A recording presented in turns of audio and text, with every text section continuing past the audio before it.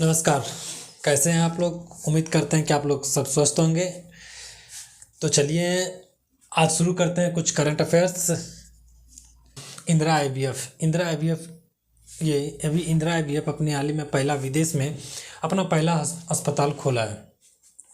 Indira IVF ने नेपाल के पानीखेरा में अपना पहला हॉस्पिटल यानी कि विदेश में पहला हॉस्पिटल खोल का उद्घाटन किया। इस उद्घाटन में हम देखते हैं इंदिरा आईवीएफ के चेयरमैन अजय मुर्डिया भी शामिल थे। अब ये इंदिरा आईवीएफ का स्थापना कब किया गया? 1988 में अजय मुर्डिया द्वारा पहली बार इंदिरा आईवीएफ की स्थापना किया गया। अब इंदिरा आईवीएफ क्या होता है कि इंदिरा आईवीएफ निसंतानपन की समस्या को दूर करता है। जो महिला मां नहीं बन पाते उन्हें मातृत्व का गुण प्रदान करने में काफ़ी मदद करता है। और इसका अगला ही हॉस्पिटल हमें इन्होंने ऐलान किया कि हम अगला हॉस्पिटल बांग्लादेश के ढाका में बनाएंगे। तो ये आपको देखने का नेपाल से रिलेटेड भी हमने अभी एक न्यूज़ पढ़ चुका है कि नेपाल 10,000 मेगावाट प्रति वर्ष भारत को बिजली बेचेगा। और भारत ने वहाँ भूकंप के लिए $75 मिलियन का वित्तीय घोषणा की निवेश किया है मदद के लिए। उसके बाद देखते हैं संविदा गुरुकुलम। अब संविदा गुरुकुलम क्या है? संविदा गुरुकुलम में पहला संविदा गुरुकुलम लड़कियों के लिए खुला ये पहला सैनिक स्कूल है। पहले लड़कियों के लिए कोई सैनिक स्कूल नहीं था।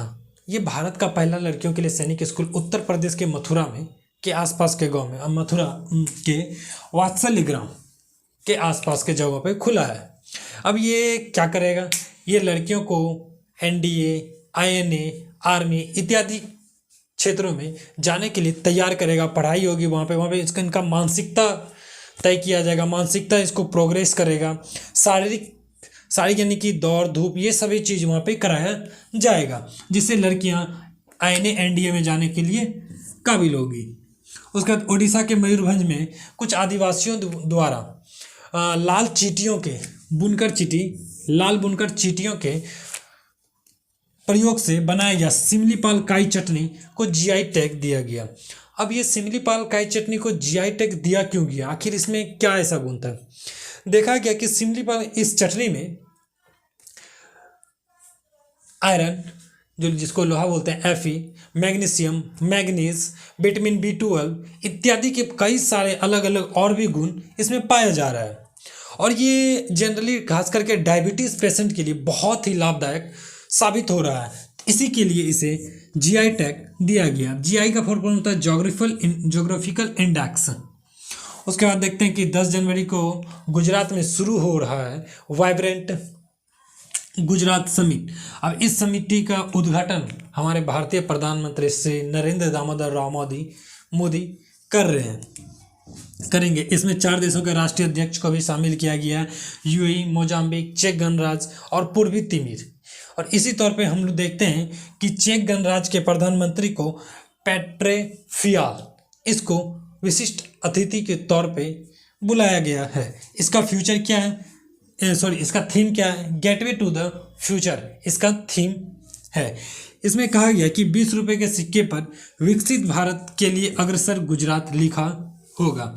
और यहाँ पे जानते हैं कि ये विकसित भारत 2047 के लिए इसे चालू किया, इस योजना को किया जा रहा है।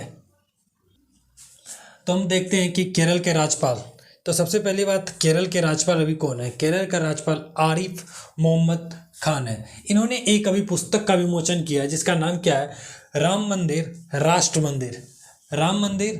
मंदिर एक साझी विरासत। कहने का मतलब है राम मंदिर को इन्होंने एक राष्ट्र मंदिर का दर्जा दे रहा और एक साझी विरासत यानी कि एक बहुत पुराने एक विरासत के तौर पे इन्होंने कहा है अपनी इस पुस्तक में। तो आप देख पा रहे हैं केरल के राज्यपाल सबसे पहले आरिफ मोहम्मद खान केरल के राज्यपाल हुए और इन्होंने जो पुस्तक लिखी है राम मंदिर राष्ट्र मंदिर एक साझी विरासत का विमोचन इन्होंने किया है। उसके बाद हम देखते हैं कि पश्चिम बंगाल, अभी हाल ही में पश्चिम बंगाल के शहद को, जो पश्चिम बंगाल के सुंदरवन में शहद तैयार किया जाता है, उस शहद को सरकार ने जीआई टैग देने का अनुशंसा की है। जीआई टैग या जीआई है, आप लोग देख लेंगे जीआई टैग। इस जीआई टैग को मोलू समुदाय ये मोली समुदाय क्या है कि सुंदरवन के जंगलों में आसपास में रहने वाले की जनजाति है जो मोली समुदाय के नाम से जान जाते हैं। और इस शहद को उन लोग अपनी भाषा में मौबन मौबन के नाम से पुकारते हैं, बोलते हैं।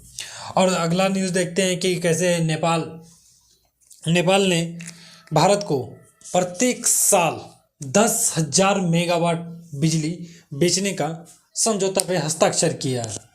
और उसी संदर्भ में हम एक और न्यूज़ देखते हैं इसी जगह पे कि भारत ने नेपाल में आए, यहाँ देख पा रहे होंगे आप लोग, 10 वर्षों के लिए भारत को 10,000 मेगावाट। उसके बाद देखते हैं भारत ने नेपाल में भूकंप के लिए, जो नेपाल में जो भूकंप आया उसके लिए $75 मिलियन वित्तीय पैकेज देने की घोषणा किया है। कौन घोषणा किया? भारत की ओर से किया गया 75 मिलियन वित्तीय पैकेज देने की घोषणा की है, भारत सरकार ने की है। वहीं देखते हैं कांग्रेस का मणिपुर से मुंबई तक पहले भारत न्याय यात्रा के स्थान पर, पहले जो हम देखते थे कांग्रेस भारत न्याय यात्रा चालू किया था, अब कांग्रेस ने कहा कि हम भारत न्याय यात्रा नहीं चलाएंगे, इसकी जगह पे भारत जोड़ो न्याय यात्रा चलाएंगे। इसके दरमियान कहा गया कि ये बस से ये यात्रा तय किया जी लगभग 6,700 किलोमीटर की दूरी तय करेगा। इस दूरी तय करने के संदर्भ में ये बिहार से भी गुजरेंगे, बिहार के लगभग 7 जिलों से ये गुजर रहे हैं, भागलपुर, पूर्णिया, अररिया इत्यादि जगहों से ये गुजरेंगे। लेकिन एक सोचने वाली बात है कि भारत जोड़ो यात्रा, क्या भारत अभी तक जो है अलग है? ऐसा तो नहीं है कि भारत का अलग अलग राज्य का अलग अलग, जैसे कि अमेरिका में फेडरेशन चलता है, हमारा जो यूनियन है, हमारा संघ है, उसका भी संघ, लेकिन उसका संघ का मतलब कुछ अलग था, फेडरेशन और यूनियन में अंतर होता है। आर्टिकल 1 में ही देखते हैं कि भारत जो संविधान होता है, तो संविधान के अनुच्छेद 1 में ही देखते हैं कि भारत राज्यों का एक संघ है, यूनियन है। यूनियन मतलब होता है कि ये टूट नहीं सकता है, और जब फेडरेशन होगा वो टूट सकता है। जैसे कि अमेरिका में कि 50 अलग अलग छोटे छोटे राज्य मिलकर एक यूनियन को शक्ति देता है, लेकिन यहाँ तो ऐसा नहीं है। तो उसी तरीके से ये सोचने वाली बात है कि भारत जोड़ो यात्रा, क्या भारत अलग है? उसके बाद हम देखते हैं कि बिहार में हाल ही में एक और न्यूज आया बिहार से रिलेटेड। बिहार में अभी हम देख रहे हैं कि झारखंड के अलग होने के बाद से पहली बार रणजी ट्रॉफी मैच का आयोजन किया जा रहा है, क्योंकि बिहार लगभग इस रणजी ट्रॉफी में हाल में न्यूज़ों में बना रहता है कि स्कैम को लेकर। तो हम देख रहे हैं कि अभी बिहार में रणजी ट्रॉफी मैच का आयोजन किया जा रहा है। ये पटना के मोइनुल हक स्टेडियम में किया जाएगा, जहां बिहार के और से कप्तान आशुतोष अमन, इसी टीम में हम देखते हैं कि 12 साल का एक लड़का भी शामिल है, जो कि बहुत कम उम्र में 12 साल कुछ महीने के ये बताया जा रहा है। उसके बाद मुंबई टीम का कप्तान अजिंक्य रहाणे को चुना गया है। मुंबई की ओर से अजिंक्य रहाणे अपनी टीम की लीड करेंगे, और वहीं बिहार की ओर से आशुतोष अमन अपनी टीम को लीड कर रहे हैं। लेकिन आज ही मैंने एक न्यूज़ सुना कि उसमें यह बताया जा रहा है कि बिहार ने इस मैच के लिए 2 टीम भेज दिया।